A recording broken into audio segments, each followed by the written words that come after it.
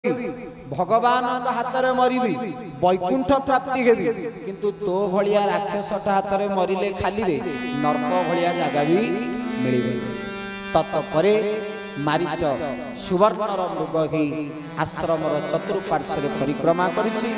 भगवान सुवर्णर मृग को आनिबा पई जानकी माँ कहउचंती हे प्रभु मोर ये सुवर्णर मृग छालटी दरकार। आ माँ माने बाबा माने चिंता करंतु जो जानकी माँ भक्ति ठाकुराणी सुना रूपा हीरा मोती माणिक्य जो भक्ति केबे सुना रूपार आवश्यक नहीं सी पुणी भगवान को कहउचंती सुवर्णर मृग छालटा दरकार। कारण भक्ति तो केबे संपत्ति मागेनी, भक्ति तो केबे धनरत्न मागेनी, भक्ति तो केबे हीरा मोती माणिक्य परसमणि मागेनी। ताहले जानकी माँ आज कौन पाई से सुवर्ण मृग छाल को मागिले? कारण कौन ना जो जानकी से दिन सुवर्ण मृग छाल को मागिले से प्रकृत जानकी नथिले, से प्रतिबिंब थिले। प्रकृत जानकी तो अग्नि भीतर प्रवेश करछथि आ प्रकृत जानकी हेतिले केबे सुना रूपा को चाहतेनी। सेति पई तो भक्तटिए कहे भगवान का पाखरे गोटिए जिनिस दरकार। कौन दरकार? भक्ति अछि मोर पूजा नहीं, भाव अछि मोर ज्योति नहीं।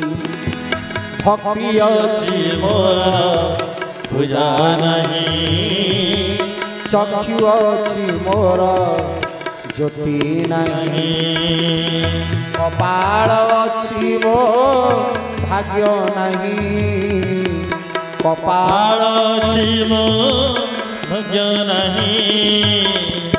एथिपाई मोर दुख नहीं, एथिपाई मोर दुख नहीं। हे महाप्रभु गे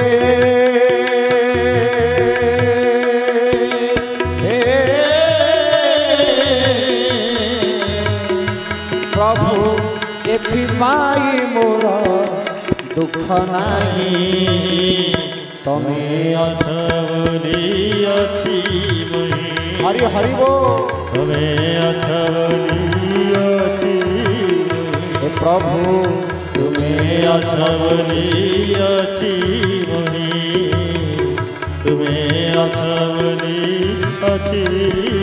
बोलिए जगन्नाथ भगवान की जय। बोले भक्ति के वे संपत्ति मागना धनरत्न